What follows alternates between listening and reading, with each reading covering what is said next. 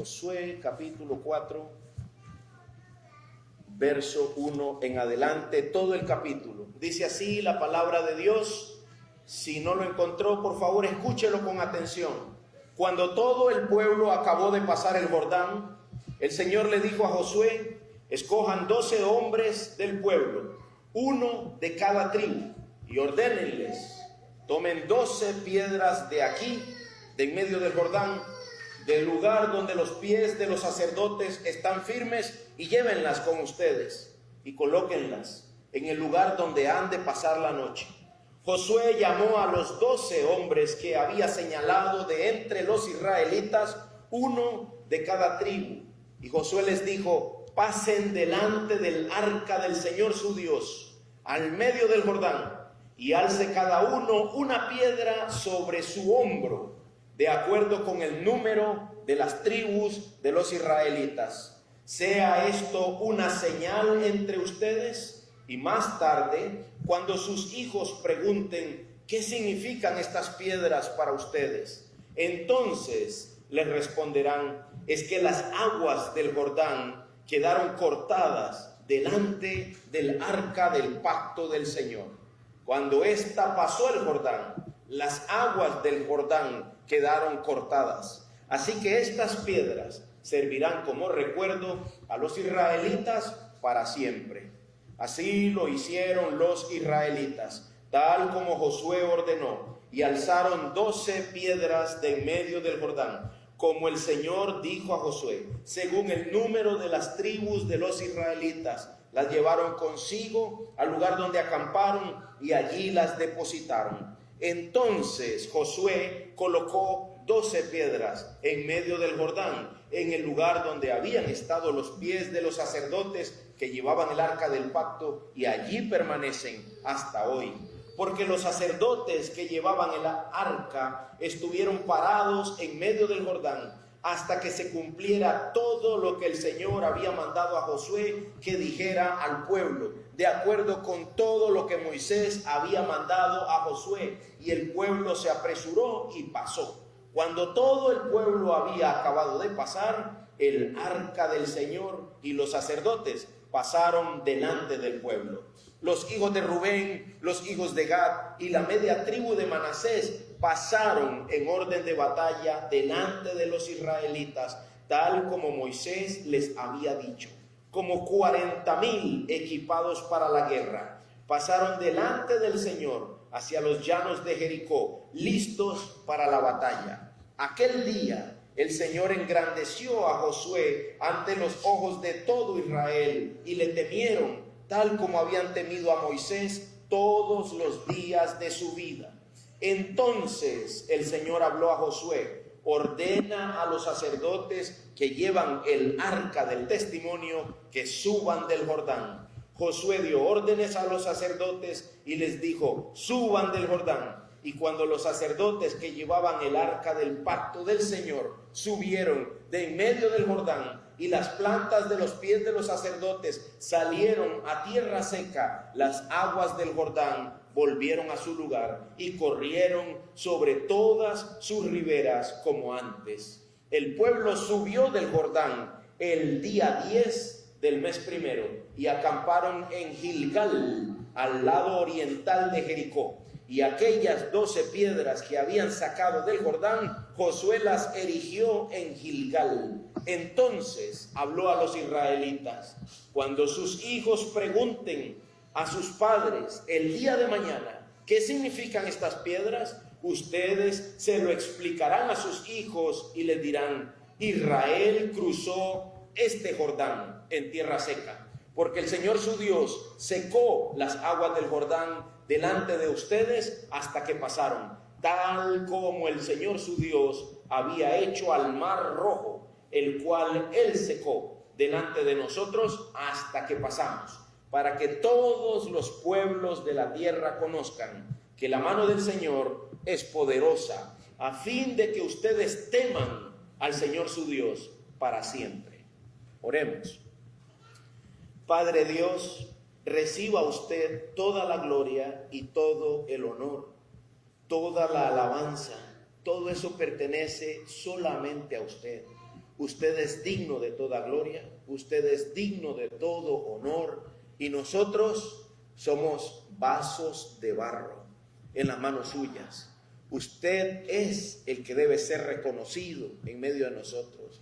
Usted es, oh Padre eterno, el que debe ser adorado y aquel a quien venimos a escuchar por medio de la exposición de su palabra. Padre, oramos por cada uno de los que estamos aquí y pedimos su bendición.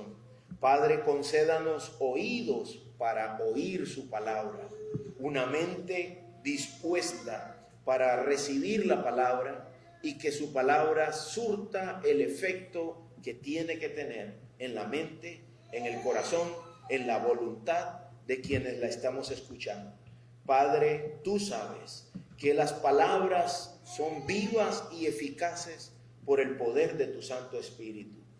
Padre, usa tu Espíritu y opera en nuestras mentes y derriba la mentalidad orgullosa, vanagloriosa, y danos una mente humilde, sencilla, enseñable para tu gloria, para que te teman, como dice tu palabra, para que tengamos temor de ti y te demos gloria. Oramos esto por lo que nuestro Señor y Salvador Jesucristo logró en la cruz del Calvario. Amén. Mis hermanos, vamos a considerar las 12 piedras como la señal que apunta claramente al Dios que llama hombres de las tinieblas a su luz admirable. Esas 12 piedras son eso, una señal del Dios que llama hombres de las tinieblas a su luz. El Dios que llama hombres de la esclavitud al pecado y de la maldad a la libertad del conocimiento del Hijo Jesucristo para vida eterna. Vamos a considerar también esta mañana las funciones que ese montón de piedras tiene. Ese montón de piedras tiene una función de enseñanza, tiene una función de conocimiento del poder de Dios y tiene también la función de infundir temor del Señor para siempre. Y vamos a aplicar toda esa historia y esa acumulación de piedras a nuestra actualidad como iglesia del Señor aquí en la tierra. Eso es lo que vamos a hacer hoy. Pero antes de entrar en los detalles sobre la señal, tengo que decir que el capítulo que leímos aborda algunos aspectos que sirven como contexto y que no voy a poder referirme a ellos o no tengo la intención de referirme a ellos de manera directa. Lo primero es que Dios está permitiendo que esta nación tenga vivencias similares a las que tuvieron sus padres cuando salieron de Egipto. Ustedes y yo sabemos por el testimonio de la Biblia que la nación de Israel fue esclava en Egipto por 400 años más o menos. Y que cuando salieron de Egipto, salieron bajo la mano poderosa de Dios a través de Moisés, su líder. Y que ellos vieron grandes milagros mientras Dios los sacó de Egipto para encaminarse a la tierra prometida. Por ejemplo, el Mar Rojo fue abierto y la nación de Israel pasó ese mar sin mojarse la planta de los pies. Y que cuando el pueblo de Dios estaba del otro lado, los egipcios intentaron hacer lo mismo. Y Dios cerró el mar y mató a todos esos capitanes y ejércitos de Egipto. Quedaron ahogados bajo el agua. Solo el pueblo de Dios pudo pasar esas aguas en seco. Pero esta experiencia no la habían tenido las personas que están ahora para entrar a la tierra prometida. ¿Se acuerdan la última vez, en el último sermón, los dejamos a ellos con el río Jordán abierto y el pueblo pasando en seco?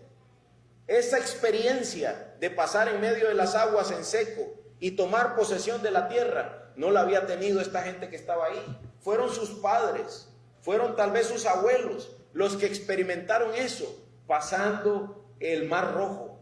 O tal vez alguno de los que estaba ahí, pero cuando era un niño y ya no recordaba bien. Los únicos que estaban pasando ahí con una mente clara de esa experiencia anterior eran Josué y Caleb, los dos espías que había mandado Moisés y que habían dicho que la tierra era buena, pero el resto del pueblo dijo que ahí iban a morir. Así que Dios los castigó y no los dejó entrar a la tierra prometida. De manera que Dios está permitiendo que, digámoslo así, la renovada nación de Israel, me explico, el nuevo pueblo de Israel entrara y tuviera esta experiencia de ver el río abrirse y ellos poder pasar en seco. Además de eso, el pueblo de Israel fue dirigido por Moisés en Egipto y ahora está siendo dirigido por Josué para entrar a tomar posesión de la tierra. El pueblo de Israel, el renovado pueblo, está siendo dirigido por Josué en la misma forma en que Dios lo hizo con Moisés. El pueblo de Israel empezó a tener temor de Josué al ver que era el hombre de Dios que estaba guiando al pueblo para pasarlo al otro lado y ver cómo Dios lo respaldaba. La nación de Israel, esta renovada nación de Israel, estaba viendo a Josué de esa manera. Y no solamente eso, es muy probable que en el próximo sermón ustedes puedan leer junto conmigo cómo la renovada nación de Israel, cuando pasó el río Jordán en seco, también tuvieron que circuncidarlos por segunda vez. Entonces lo que estamos leyendo es un evento maravilloso, glorioso, no solo sobrenatural. No es normal que el río se detenga y se abra, eso no es normal, sino que eso que está ocurriendo está siendo generado por Dios. Es un evento maravilloso. Si Dios lo está generando, es maravilloso, es glorioso, es digno de ser reconocido, contado, digamos, adorado. El Dios que hace esto es digno de ser adorado a través del evento que está ocurriendo. Y esta renovación de eventos expone para nosotros la grandeza de Dios. Dios está asegurando que estos descendientes de Abraham, de Isaac y de Jacob posean su propia experiencia definitiva del poder de Dios que los sacó de la tierra de Egipto. Oigan a Dios hablando: yo soy el Señor tu Dios que te saqué de la tierra de Egipto. Dios está asegurando que ese renovado pueblo tengan eso bien grabado en la mente. Yo soy el Señor tu Dios que te saqué de la tierra de Egipto. Eso es hermoso, hermanos. Ya podría decir yo, vámonos, ya es suficiente. Y alguien dice, ¿cómo? ¿Falta sermón? No, ya podemos ir y pensar por horas qué significa vivir bajo esta realidad, que tenemos a un Dios soberano, el único Dios verdadero y que está de nuestro lado. Eso es glorioso. Y Dios está asegurándose de que este pueblo no entre a la tierra prometida sin esta certeza de que yo soy el Señor tu Dios que te saqué de la tierra de Egipto. ¿Verdad? Siempre pienso que mi papá era montatoro. ¿Ustedes sabían eso? Él montaba toros. Y Dios le dijo, yo soy el Señor tu Dios. Te bajas de ahí, te me quitas esa hebilla, te quitas todas esas locuras y te enfocas en mí y en mi gloria. Y como todos nosotros decimos, no, Señor. Y Dios dice, sí, vamos, es para allá que vamos a caminar. Y hoy por hoy, esa mente ni recuerda, soy yo el que lo recuerda. Esa mente ni recuerda esas cosas. Así cada uno de nosotros, hermano. Siempre digo que lo pongo a él como ejemplo porque es grandote y aguanta. Aguanta que digamos eso. Así cada uno de nosotros. Hemos de tener nuestra propia experiencia de la realidad del Dios que salva y que nos llamó de la tierra de Egipto a vivir en una libertad única para su gloria, para su honra. De esa forma nosotros entendemos que Dios está haciendo su obra. Esta vez la entrada que el pueblo de Israel está haciendo a la tierra prometida, esta vez eso es un hecho. Esta vez esto es real. No más vueltas por el desierto, se acabó. Esta vez el Dios de Abraham, de Isaac y de Jacob le daría al pueblo lo prometido. Y nunca más serían forasteros, nunca más serían errantes peregrinos. Han pasado 40 años en el desierto, dando vueltas. ¿Tú te imaginas eso? Por más que estés bajo la mano de Dios, siempre vas a comer polvo. Estaban en el desierto, dando vueltas. Y ahora por fin se cumplen las palabras de Dios. Por fin Dios les va a dar entrada, libertad, no más esclavitud, tierra propia, ya no más andar rodando. Si eres uno que ha alquilado casas como yo, ya sabes lo que cuesta el dolor de espalda, moviendo esa cama, moviendo ese ropero. Y qué bonito se siente cuando ya tú dices, ya gracias a Dios esto es mío. Ya no vuelvo a andar moviendo más ese ropero tan pesado, ¿verdad? Pues así se sentía el pueblo de Israel. Por fin casa propia, por fin tierra propia. Y en medio de ese contexto, Dios da esta orden. Tomen 12 piedras de aquí mismo, dice, de en medio del Jordán, de donde tienen los pies los sacerdotes, de ahí, y llévenlas con ustedes y colóquenlas en un lugar donde van a pasar la noche. Llévenlas y colóquenlas en el campamento donde ustedes van a estar. Josué solo está haciendo aquello que Dios le manda hacer. Es Dios el que dijo, agarren 12 piedras de aquí y llévenlas como señal al campamento donde van a estar. Así que eso es lo primero y lo más grande de este sermón. Este sermón tiene una gran enseñanza, era una señal, y luego tiene aplicaciones de esa señal. Así que esto es lo primero. Estas 12 piedras eran una señal. Vuelve tus ojos, por favor, al versículo 6 de Josué 4. Josué 4. No podemos releerlo todo, el tiempo nos ganaría, pero vamos a ver el verso 6, solamente la primera frase, hasta donde está la primera coma, de los que tienen la Nueva Biblia de las Américas. Otras versiones tal vez tengan un poco más largo. Dice el verso 6, sea esto una señal entre ustedes. Es interesante que las 12 piedras eran una señal, pero era una señal entre ellos, entre los humanos, entre los incrédulos, entre los inconstantes, entre los de doble ánimo, porque Dios no es así. Dios es siempre eterno. Su palabra permanece para siempre. De lo que Él dice es y nunca dejará de ser. Dice la Biblia que el cielo y tierra pasarán, pero la palabra de Dios no pasará. Esta señal no es para Dios. Dios sabe quién es Él. Dios es el Dios siempre existente. Los dudosos, digamos, somos nosotros. Y esta señal les dice para ustedes. Esto es una señal entre ustedes. Uno podría pensar que es una señal entre Dios y ellos, pero no es lo que el texto dice. Es una señal para ellos, es una señal con fines humanos. Pero no solamente eso, es una señal que apunta al Señor Dios. Ve ahora el versículo 5.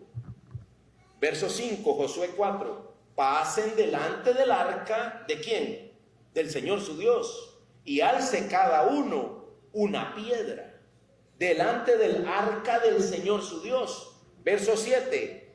¿De qué daban señal estas piedras? Que las aguas quedaron cortadas delante del arca del pacto del Señor cuando ésta pasó el Jordán. Las aguas del Jordán quedaron cortadas. Uno se puede maravillar de que las aguas quedaron cortadas. Uno se puede maravillar de que las personas pasaron con sus pies en seco el río Jordán, pero las 12 piedras no eran señal de ninguna de estas dos opciones. Lo grande no fue lo que pasó, lo grande no es el milagro, sino delante de quién ha ocurrido esto. Esto es delante del arca del pacto del Señor su Dios. ¿Entienden eso, hermanos? Delante de quien el río se detuvo, delante del Señor. Es una señal, es un puntero, una señal es una guía. Esto va a guiar tu mirada hacia algo. En este caso, al Dios cuya presencia cuya presencia se representaba de manera visible por el arca del pacto. Porque era de sobre esa arca, más específicamente de sobre el propiciatorio, que Dios se manifestaba y hablaba con Moisés. Por lo tanto, las 12 piedras son una señal del Dios que se revela. del Dios que se manifiesta, del Dios que va delante de su pueblo para darle libertad. Las 12 piedras son una señal del Dios todopoderoso, del cual, como dice Juan, huyen la tierra y el cielo. Dice Apocalipsis 20:11, escucha a Juan hablando, vi un gran trono blanco. Juan tiene una visión en Apocalipsis 20, vi un gran trono blanco y al que estaba sentado en él, de cuya presencia huyeron la tierra y el cielo, y no se halló lugar para ellos. Hermanos, si el cielo y la tierra huyeron en la visión de Juan, delante del que está sentado en el trono, ¿qué crees que podía hacer el río Jordán? Ese era el punto. Los sacerdotes llevaban el arca y el arca tenía tapa. La tapa estaba encima de los 10 mandamientos que estaban dentro, las tablas escritas por el dedo de Dios. Y la tapa representaba a Cristo, Cristo mismo, en una representación en esa arca. Estaba atravesando ese río, yendo en los hombros de los sacerdotes. Y cuando la planta de los pies de los sacerdotes tocaron el agua se detuvo y se apartó. ¿Por qué? Como diría un viejo canto, Dios estaba allí. Dios estaba allí. Al punto que el río se retiró, el resto bajó y no siguió bajando más agua. He ahí la presencia del Señor en medio de nosotros. ¿Por qué no detenernos? Las mismas aguas del río dicen, no, vamos a continuar. Ahí está el que nos gobierna. Luego tú tienes a Cristo en los evangelios diciéndole al mar, cálmate, y al viento que se detenga, y a los discípulos preguntándose, ¿quién es este? Que aún el mar y el viento le obedecen. ¿Quién es este? Que la misma creación se retira y le da el lugar que él merece. Y de eso eran señal las 12 piedras. Señal del Dios Todopoderoso, el cual, como dice en Éxodo, te saqué de la tierra de Egipto. Una señal de que te he rescatado de esa condición. El Jordán quedó cortado, el Jordán no se atrevió a correr porque Dios estaba ahí. Y eso es lo que Dios quiere que el pueblo recuerde, los efectos. Dios quiere que el pueblo recuerde. Escucha bien esto, por favor. De esto se trata el sermón de hoy. Los efectos de la presencia de Dios en medio del pueblo. Dios quiere que el pueblo recuerde lo que produce Dios cuando Él está presente. Que el pueblo se acuerde por siempre de eso. De que esto no es un Dios muerto, es un Dios vivo. Estaba yo observando, y me disculpa si alguien tiene una tradición diferente a lo que la palabra de Dios enseña, pero yo estaba observando, después de las inundaciones allá en Florida, en Tampa, donde el huracán, a la gente echando en el camión de la basura ídolos, imágenes de dioses, tirándolos al camión de la basura. ¿Sabes por qué? Se inundaron, se llenaron de moho y no pudieron detener las aguas. ¿Me explico? No sirve de nada, pero esta señal era recordatorio del Dios que fue capaz de partir ese río que está ahí. Así dice aquí, dice, Él detuvo este Jordán, ese que está ahí. Todo el mundo se preguntaba, la gente lo veía y esa era la respuesta. Dios partió este Jordán, eso que está ahí. Y el pueblo anterior diría, Dios partió el mar rojo bajo la mano de Moisés. Y ahora este pueblo renovado dice, Dios detuvo ese río bajo el liderazgo de Josué. Dios está asegurando de que el pueblo tenga una experiencia viva, personal, única, con la presencia del Dios Todopoderoso y con los efectos del Dios Todopoderoso en sus vidas. De eso se trata, hermanos míos. El pueblo desde ese día vería el monumento de piedras y pensaría en Dios. Veían el monumento de piedra y recordarían sus maravillas. Veían el monumento de piedras y recordaban que aún la creación se hace a un lado ante la presencia de su majestad, el Señor tu Dios. Ustedes han oído eso cuando viene un juez, todos de pie, que viene el señor juez de la nación, y ya entra. O si entra un rey, todos de pie para recibir a su majestad, la reina de Inglaterra, su majestad, el rey de España. Bueno, nosotros no estamos acostumbrados a eso, pero fue lo que el rey hizo. Todos a un lado, que ahí está el Señor. Deténganse, nada tiene que moverse más. He ahí la presencia de Dios en medio del pueblo. No hay por qué moverse, no hay que hacer más nada. Ahora, ¿para qué sirve esto, pastor? La Biblia dice que esto sirve para educarnos, que esto sirve para conocimiento y que esto sirve para temor al Señor.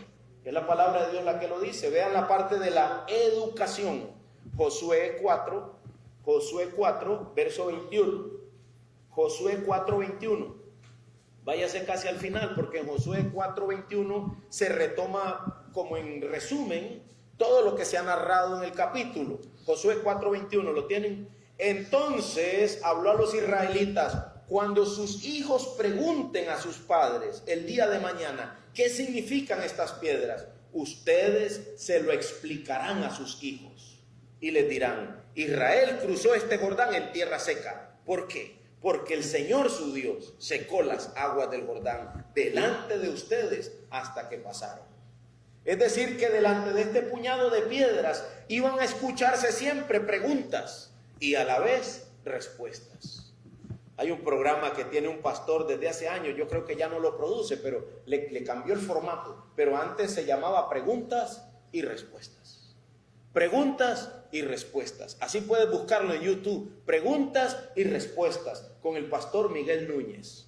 Preguntas y Respuestas, pastor Miguel Núñez. Y ahí escucharás preguntas, respuestas, preguntas, respuestas. Delante de estas 12 piedras, imagínate, ahí una madre con un niño, un padre con un niño de 7, 8, 9, cuando ya empiezan a preguntar ¿por qué? ¿Por qué? ¿Verdad? Los niños llegan a una edad en que todo es ¿por qué? ¿Por qué? Y dicen la mamá: uy, estoy harta, todo me pregunta ¿por qué? No, no deberías estar harta, no deberías estar harto. Acabamos de empezar lo bueno. Ay, ya viene la adolescencia, pastor, ore por mí. ¿Por qué? Sí, voy a orar por ti, pero para que respondas, ahora piensa.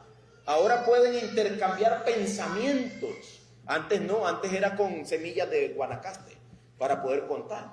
Porque a veces los niños con su mentalidad concreta, abstracta, ellos no piensan. Pero cuando ya pasan a una mentalidad, era concreta, ahora es abstracta, ahora piensan. Y empiezan a preguntar, ¿por qué? ¿Por qué? Delante de ese manojo de piedras, delante de ese puñado de piedras, escucharíamos preguntas. ¿Qué significan estas piedras? Y sus padres responderían: nosotros cruzamos, nuestros padres cruzaron, sus abuelos cruzaron ese Jordán en tierra seca, porque el Señor su Dios secó las aguas hasta que pasaron. Eso se escucharía vez tras vez, año tras año, siglo tras siglo. Siempre ha sido la intención de Dios eso. Aún hoy en día los israelitas le enseñan a sus niños, desde los 6 años ya saben recitar: oye Israel, Jehová tu Dios, el Señor uno es. Y van los 10 mandamientos. Saben recitarlos, se los conocen desde chiquitos. Porque dice la Biblia: estas palabras que yo te mando hoy las vas a escribir en los postes, en las paredes, se las vas a hablar a tus hijos andando por el camino, cuando se acuesten, cuando se levanten, dales la palabra, dales la palabra, dales la palabra, que coman, que beban, que vean. Yo andaba, me acuerdo con los míos cuando les decían soldaditos, tenían como 4 o 5 así pequeñitos, 6, 7, 8, así, siempre ha ido 1 año y 4 meses, uno más abajo del otro. Y andábamos por la calle, veíamos un borracho. Vengan, aquí hay una lección que hay que darles, de alguien que estaba caído ahí. Mire, ahí en Proverbios, ¿se acuerda que leímos? ¿De quién será lo amoratado de los ojos? ¿De quién será el ay? ¿De quién será el dolor? ¿De quién será? Ve, aquí está la evidencia, esto es lo que Dios dice. Para que, como dijo alguien, aquí vemos y salimos afuera y decimos es cierto. Y volvemos aquí y salimos afuera a ver si es verdad, es cierto. Y a veces no hay que ir muy lejos, solo hay que ir aquí y decir es cierto. Todo lo que la palabra de Dios dice es verdad. Y nosotros debemos estar proveyendo para esa nueva generación la educación de quién es Dios y qué es lo que Dios ha hecho y qué es lo que Dios dice. Sin duda, cada pregunta solo tendría una razón para ser explicada. El Señor Dios lo hizo. Dicen que no hay niños ateos. No hay niños ateos.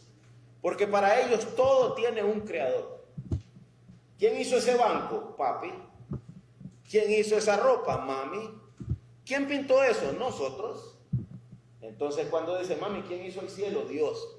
Ya está. Santa respuesta. Él ya tiene la información necesaria. Él no es ateo. Porque para él todo tiene una lógica. ¿Quién puso esas piedras ahí? ¿Y por qué están ahí? Esas piedras las pusimos nosotros en señal de que Dios partió ese río en dos. Y pudimos pasar en seco. Siempre haciendo una referencia a Dios. ¿Ok? ¿Qué más hacían esas piedras? Además de educar nuevas generaciones. Esas piedras servían para conocimiento. Ve al verso 24. ¿Qué dice el verso 24? Para que todos los pueblos de la tierra conozcan que la mano del Señor es poderosa. Hermanos, estaba viendo un video de unos incendios. No me quedó claro si era en Guatemala o en Honduras, pero habían unos incendios y toda la comunidad estaba ahí para apagar fuego. Vinieron para apagar fuego porque el incendio iba a llegar y iba a quemar el pueblo. Antes de ir a apagar fuego, lastimosamente, una mujer. ¿Por qué digo lastimosamente? Porque le digo yo, ¿dónde están los hombres? ¿Dónde están los líderes? Las cabezas del hogar. Una mujer tuvo que orar por el cuerpo de bomberos estos. ¿Son bomberos de qué? De repente. Pues no son bomberos. Pero ese día les tocó porque no daban abasto los bomberos. Una hermana tuvo que orar y oró muy bien. Yo le escuché, Padre Dios, te pedimos, manda lluvia, Señor. Esto fue hace unos días. Que pueda la lluvia venir y apagar este fuego, Señor. Sabes que no somos capaces, sabes que vamos a perecer, sabes que vamos a perder, las casas vamos a perder. Padre Dios, manda lluvia. Y luego dijo esta hermana, esto lo pedimos según tu voluntad, en el nombre de Cristo. Amén. Vamos, gente, dice, todos a apagar fuego. Se fueron a apagar fuego. Y después un reportero diciendo, mira esto. Oraron a las 8 de la mañana. ¿Y qué crees que había a las 12, 1 del día? Lluvia torrencial. Nada de escándalo, nada de hablar en lengua. No. Solo un corazón humilde delante del Dios Todopoderoso, suplicando, ten compasión de nosotros.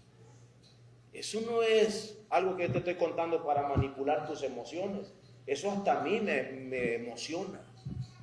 Increíble, el Dios Todopoderoso. ¿Qué crees que pasó con el fuego?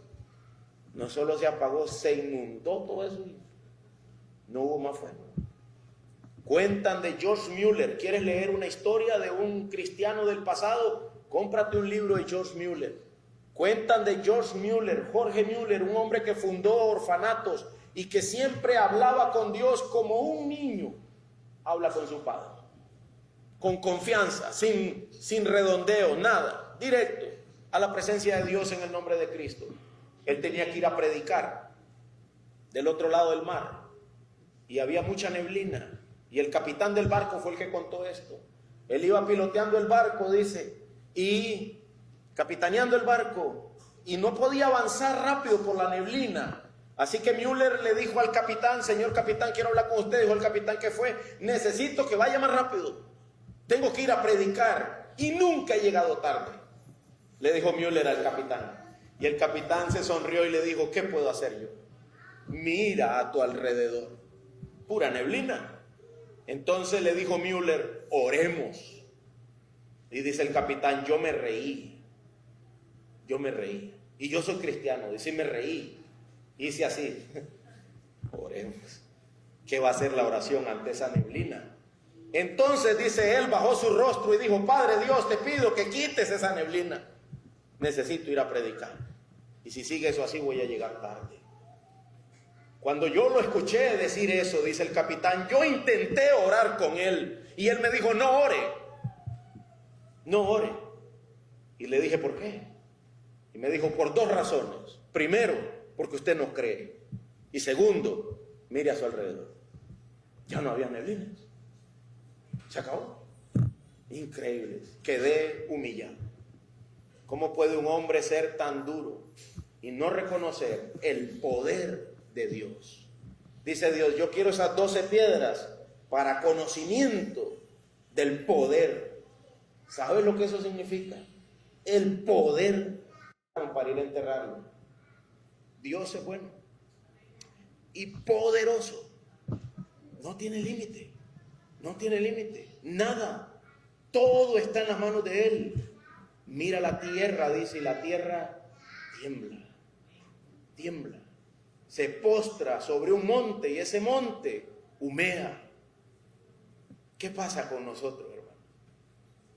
Hemos dejado de ver el poder de Dios, la maravilla de su gloria, su majestad, su capacidad, su transformación, siendo tú mismo una evidencia caminante del poder de Dios. Tú mismo, un testimonio en tu propia contra de la capacidad de Dios. ¿Verdad? Cuando yo veo a mis profesores de universidad respirando, Dios te condene por decir que no hay Dios. Dios te condene. Increíble. Mi profesor de bases neurológicas de la conducta humana, 1, 2 y 3 en la Universidad de Costa Rica, explicándonos cómo es que uno ve, cómo es que uno oye, cómo es que uno piensa. ¡Wow! Increíble, increíble. El poder de Dios. Agárrenme 12 piedras, dice el Señor, y pónganmelas ahí, como un recuerdo. 12 sencillas piedras. Pudo decir, agarren un volcán y denle vuelta y pónganlo aquí. No, 12 piedras es suficiente. Nadie pudo haberla sacado de donde yo la saqué, dice Dios. Nadie. 12 piedras me bastan. Glorioso es el nombre de Dios, hermano. Majestuoso, digno de ser adorado. Digno de ser adorado. Tal vez tenemos 38 minutos de sermón, tal vez ya tu carne se abate ahí dentro de ti, está muy dura la silla. Dile, cállate, enfócate en la palabra del Dios Todopoderoso. Cuentan que un predicador predicaba y un rey estaba dentro de los que escuchaban el sermón y el rey ya constantemente decía, amén. El predicador predicaba y el rey decía, amén. Gloria a Dios, amén. E interrumpía el sermón constantemente hasta que el predicador golpeó así de ¡pum! Cuando el león ruge, la selva calla. Y el rey se quedó quedito. Le estaban diciendo, cuando la palabra de Dios es expuesta, cállese y óigala. Porque el rey, como era el rey, siempre quería tener ahí su amén, ¿verdad? Como diciendo, aquí estoy yo el rey y lo que él dice es cierto. No, y es cierto a pesar de ti. Es cierto aunque tú no lo creas. Él sigue teniendo el poder.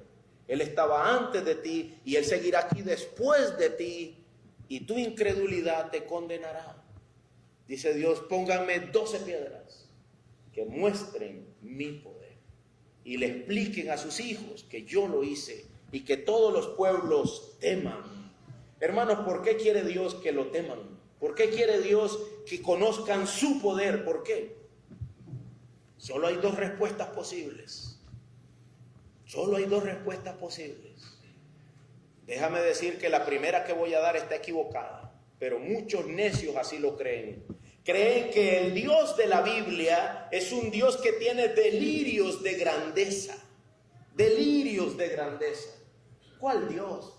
Ese Dios que tú te inventas ahí te lo enseñaron los judíos. Él cree que tiene poder. Eso es un invento de la imaginación de ustedes. Así piensan algunos.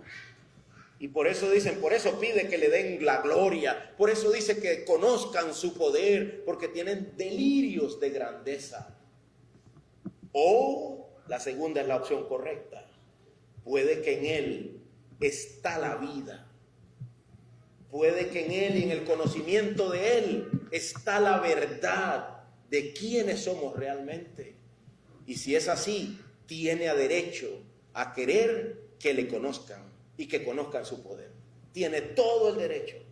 Porque te imaginas que estuviera alguien equivocado y realmente en Dios estuviera todo el poder y toda la gloria. Pues de Él dependeríamos y a Él es que tendríamos que ir. Pues así es, pastor, sí, así es para ti, así es para mí. Pero ahí hay muchos afuera que no creen eso. Y tal vez algunos aquí que están luchando con su incredulidad. Solo hay un Dios verdadero, único y poderoso. Y yo te podría dar muchas evidencias, pero es por fe. Es por fe que debemos creer que así es. ¿Alguno conoce al pastor Sugel Michelén? ¿Han oído hablar de él, de República Dominicana? Veo algunas cabezas que dicen que sí. ¿Sabes que él era ateo? ¿Sabes que él no creía? ¿Sabes que cuando él oró, dice, él estaba ahí sentado y cuando predicaron, él dijo, bueno Dios, si existes, ¿verdad? Enséñame. Y dice él, increíblemente, el Dios de los cielos escuchó eso. Y me enseñó, me enseñó. Su alma quedó cautiva del Dios que salva, el Dios que transforma. Hoy en día es un pastor, es profesor de filosofía, profesor de teología, un hermano a quien Dios ha usado mucho en América Latina para que el evangelio sea redescubierto, porque ha quedado opacado. Pero es increíble oír que estos hermanos, sus mentes antes eran ciegas, duras, y alguien dio testimonio del Dios Todopoderoso. Y su conciencia quedó cautiva de ese Dios. Hasta que él pidió, dice, no pedí como creyendo, sino como medio convencido.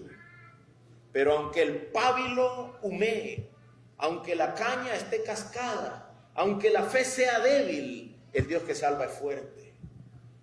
Y escuchó ese clamor y transformó esa vida. Hermanos, dice la Biblia, vivo yo, declara el Señor, que no me complazco en la muerte del impío. No quiero que mueran, sino que el impío se aparte de su camino y viva. Vuélvanse de sus malos caminos. ¿Por qué han de morir? Acabo de leer Ezequiel 33:11. Vuélvanse, conózcanme, conozcan mi poder.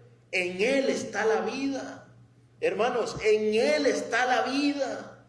A veces por causa de mi pecado o por el pecado del otro, he considerado no seguir adelante en la fe. He considerado no seguir adelante en el ministerio. ¿Y sabes qué recuerdo? Sin fe es imposible agradar a Dios. ¿Sabes qué recuerdo? No hay opción aquí de retroceder. No hay. Levanta tu cara, lava tus lágrimas y sigue. El cristianismo no permite la opción de echar para atrás. Es que estoy decepcionado, pastor. No, aquí no hay opción para eso. Sacúdase, cachetéese, ore, pida perdón, levántese y siga, hasta llegar a la meta del supremo llamamiento, el cual es Cristo. Siga, no hay permiso. Aquí el que pone las manos en el arado y vuelve a ver para atrás no sirve. Así que usted sabe que el arado tiene un rótulo que dice nada de ver para atrás, aquí no hay retrovisores, siga, esto es como manejar en Colombia, ¿verdad? Como manejar en Colombia, una calle de 3 carriles se vuelve de 6. Y le dije al chofer, hey, ¿no ves que te van a chocar? Eso es problema de él, yo solo estoy viendo para allá. Ahí hay un campo y ahí yo alcanzo. Eso es todo. Hermanos, así deberíamos nosotros ver a la meta, la cual es Cristo. Ahí hay un campo y ahí yo alcanzo. El Señor me ha dado su espíritu, Él me ha dado su poder, yo sigo para allá. Esa es la meta. Siempre le he dicho, no confundas al que te rodea con Cristo. No, esa piedra de tropiezo no es Cristo. Cristo es la roca que no se mueve, la roca que tiene fundamento sobre la cual tú tienes que estar. No confundas al que te estorba con Cristo. Tú sigue a Cristo. Esa es la quien tú viniste a seguir. Pastores caerán a tu diestra y a tu derecha, a tu izquierda. Tú sigue a Cristo. Yo sigo a la roca. Mire, se cayó Steve Lawson. Sí, yo sigo a la roca, la cual es Cristo. Venga, Steve, sigamos. Porque es aquel que tenemos que seguir. No seguimos pastores. No seguimos pastores. A veces me dicen a mí, pastor, mi pastor, pastor. Y yo le digo, gracias. Pero cuidado, me estás idolatrando.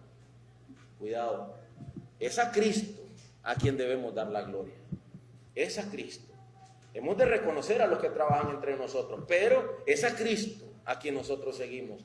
Es Él el que tiene el poder. Sin duda, las manifestaciones del poder de Dios tienen el único fin de que el hombre sea salvo. El único fin, nuestro propio bien. Por eso es que Dios quiere que reconozcamos el poder de Él. Por último, dice el verso 24, lea conmigo en Josué 4:24, para que todos los pueblos de la tierra conozcan que la mano del Señor es poderosa. Ya lo vimos. Ahora dice, a fin de que ustedes hagan ¿qué? Teman al Señor. ¿Hasta cuándo? Para siempre. Estas 12 piedras son señales para que ustedes teman. ¿Hasta cuándo? Para siempre al Señor. Dice la Biblia en Daniel 9:4. Voy a leer todo. Daniel 9:4. Oré al Señor mi Dios e hice confesión y dije, ay, Señor, oye a Daniel hablando, el Dios grande y temible. ¿Cómo es este Dios? El grande y temible. ¿Qué quiere Él que el pueblo haga con esas 12 piedras? Una señal para que le teman. El Dios grande y temible que guarda el pacto y la misericordia para los que lo aman y guardan sus mandamientos. Escucha Números 14:18. El Señor es lento para la ira y abundante en misericordia y perdona la iniquidad y la transgresión. Amén. Amén. Pero luego sigue escuchando. Pero de ninguna manera tendrá por inocente al culpable. El Señor es grande en misericordia. Él es lento para la ira, pero es temible. Él no tendrá por inocente al culpable. No lo tendrá. Escuchan Nahum 1 y 2. Dios celoso. Otras versiones dicen de nuevo, Dios celoso y vengador. Vengador es el Señor e irascible. ¿Tenías tú esta imagen de Dios? Irascible. ¿Verdad? Alguna vez lidiando con el pecado de algún hombre, su mujer me decía, es que es iracundo, iracundo. Oye lo que dicen de Dios, irascible, se enoja Dios. Sigue escuchando, el Señor se venga de sus adversarios y guarda rencor a sus enemigos. Pastor, no estoy de acuerdo con su interpretación. No he interpretado nada, solo estoy leyendo Nahum 1, 2 al 8. No he interpretado nada.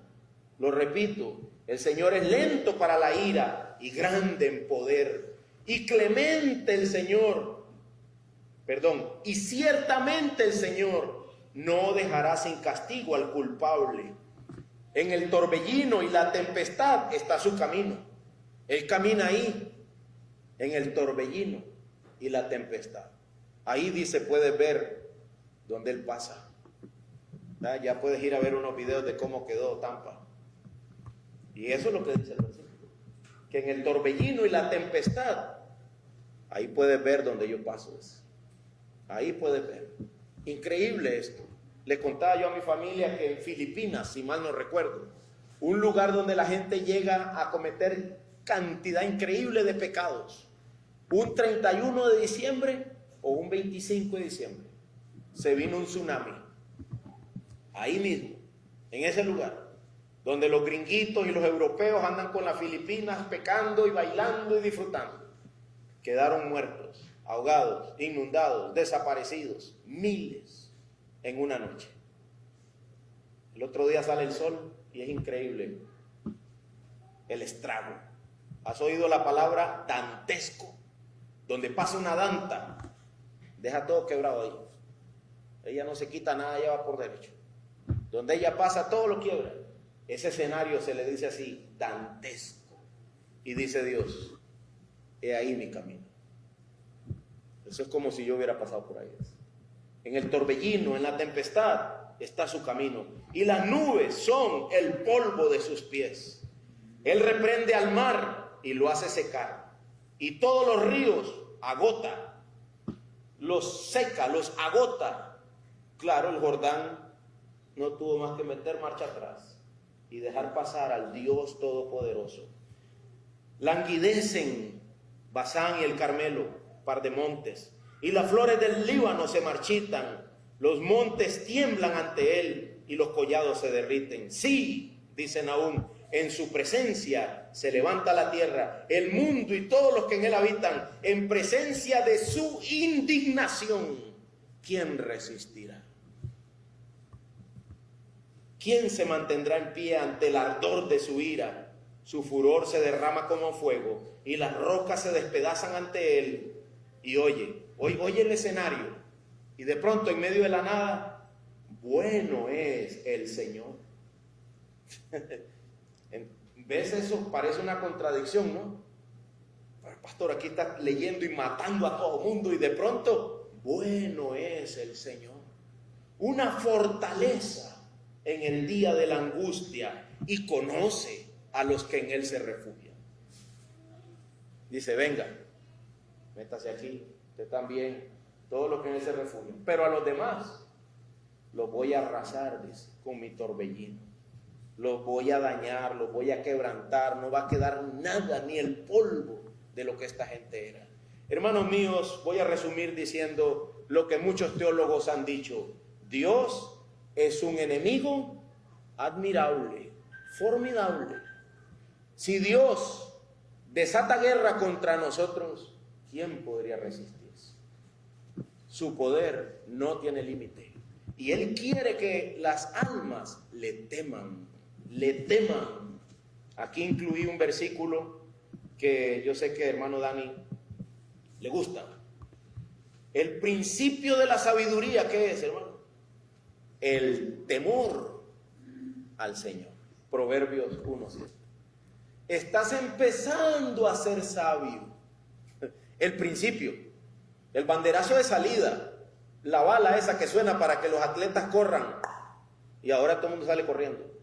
El principio, el banderazo de salida, la marca de donde deben salir, eso es temerle. Así que si tú no le tienes temor al Señor, no has ni empezado a ser sabio. No has ni empezado. Pastor, ¿cómo puedo saber que no le temo? Pecas. Pecas a gusto, pecas a placer. ¿No consideras al Señor tu Dios en todos tus caminos? ¿No valoras tus decisiones de manera que si el nombre de Él está siendo glorificado o no? Eso es una evidencia de que no le temes. Tiras las leyes de Él detrás de tu oreja. Vives el matrimonio como tú quieras vivirlo. Vives tu rol como esposo como quieras vivirlo. Vives tu rol como hijo como quieras vivirlo. Es una evidencia de que no le temes. No eres sabio, eres necio. Y serás vomitado de delante de la presencia del Señor un día. Pero si le reconoces en todos tus caminos, si le temes, ¿sabes qué decía José? ¿Qué decía José, niños?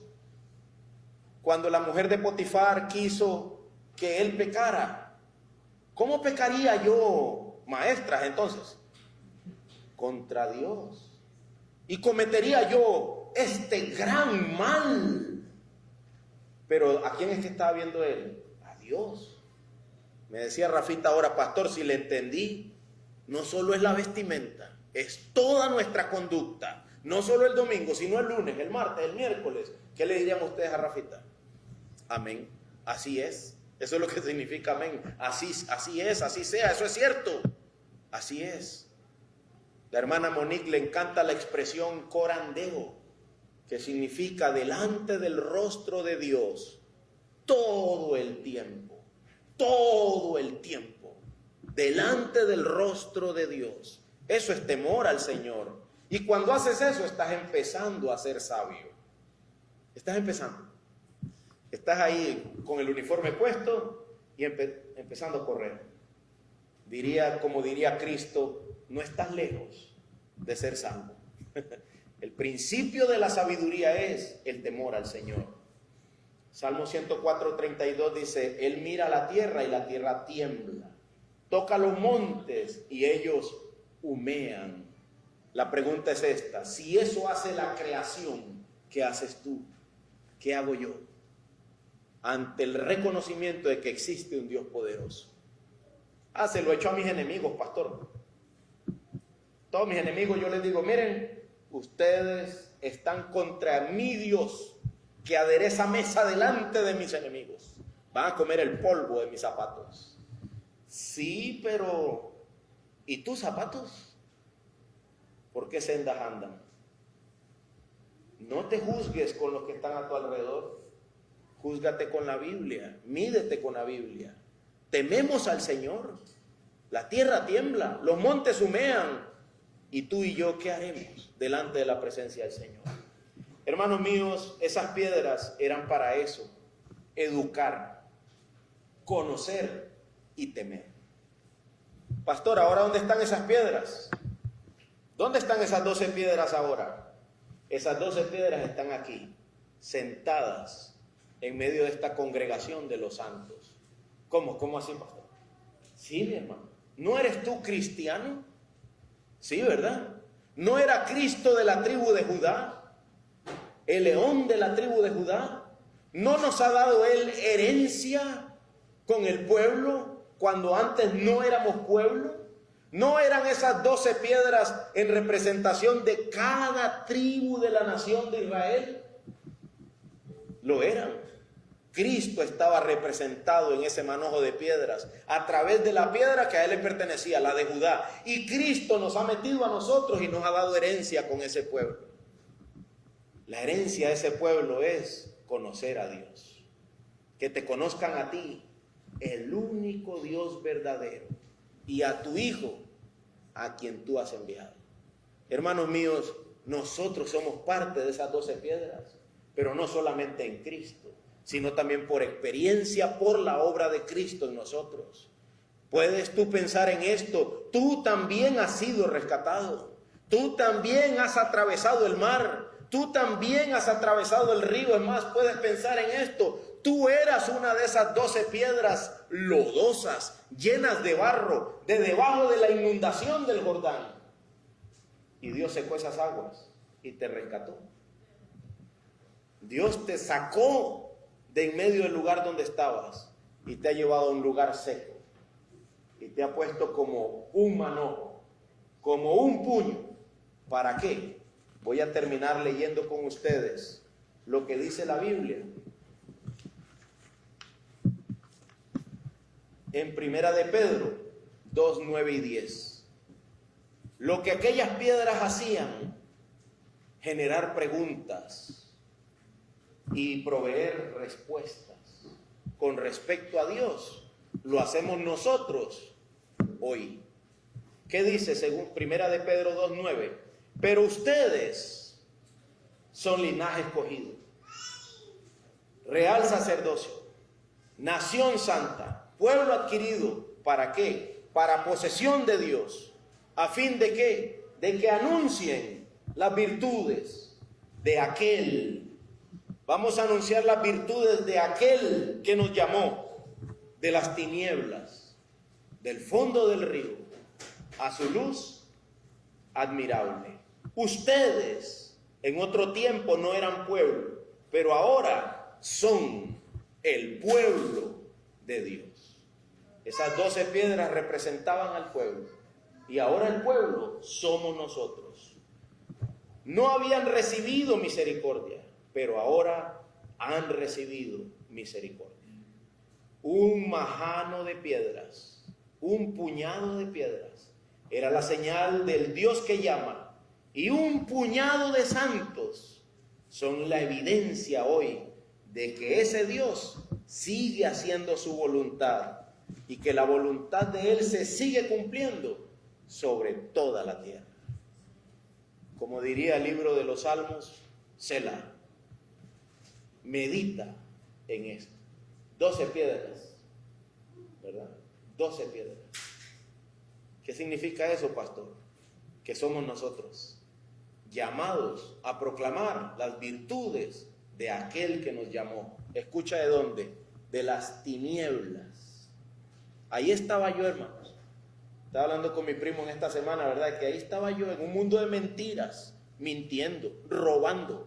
¿Qué me caracterizaba a mí en el mundo? Mentiras, robos, vulgaridades, malas palabras. Ahí estaba yo. Cuando a mí me decían, Urbina, no era para nada bueno. Era para puras cosas malas. Ahí estuve yo entre los 16 y los 17 y 18. Y orando cada domingo y yendo a culto y hasta dirigiendo grupos de jóvenes de 14. Pero yo me sentía un pecador. Y decía, después de cada sermón, yo decía, Señor, perdóname, perdóname, perdóname. Y parecía que no podía y no pude. En mi fuerza nunca pude. Yo agarraba el bus de Pelo de Reina, se llamaba el señor que manejaba el bus, ¿verdad? Me agarraba de las barandas y daba el primer paso arriba del bus, Urbina, y ya yo me descomponía. Volvía a hacer lo que antes era. No tenía la fuerza, no tenía la capacidad. Cuando me bajaba a las 4 de la tarde me sentía un pecador. Y me iba para la casa sintiéndome un pecador. Lunes, martes, miércoles, jueves y viernes. El domingo el pastor predicaba otra vez y yo volvía a decir, perdóname, perdóname, esta vez sí, esta vez sí. ¿Y sabes qué hacía el lunes? Lo mismo de siempre, lo mismo de siempre. Pastor, ¿y cómo hizo usted para salir de ahí? Yo me estaba ahogando, yo estaba ahogado, yo estaba perdido. ¿Sabes quién me sacó? El Dios, que es digno de toda gloria y de todo honor. ¿Cómo lo hizo, pastor? Con una experiencia personal. ¿Qué significa eso? Trató conmigo y mi pecado y me dijo, eres un hipócrita, eres un pecador, ni siquiera lees mi Biblia. Eso me destanteó, diría Cantinflas. Me destanteó. Pecador, hipócrita. Fui, abrí mi Biblia, empecé a leerla. 2, 3 años vi para atrás, todo había pasado, todo se fue, todo, malas palabras, mentiras, robos, todo. Mis oídos se volvieron santos, escuchaban decir algo malo y me dolía. ¿Cómo puedes decir eso? Pero no creas que he permanecido fuerte y firme, he sido débil como un barco cuando es azotado por el viento. Pero como Cristo está, como hay tapa, como hay propiciatorio, como el arca detiene las aguas, siempre la palabra de Cristo llega y dice, sea la paz, sea la paz, sea la paz. Y cada vez uno está más firme en Él, cada vez está más firme en Él. Y todo el tiempo hay que ver para atrás y decir, Eddie, recuerda de dónde te sacó el Señor.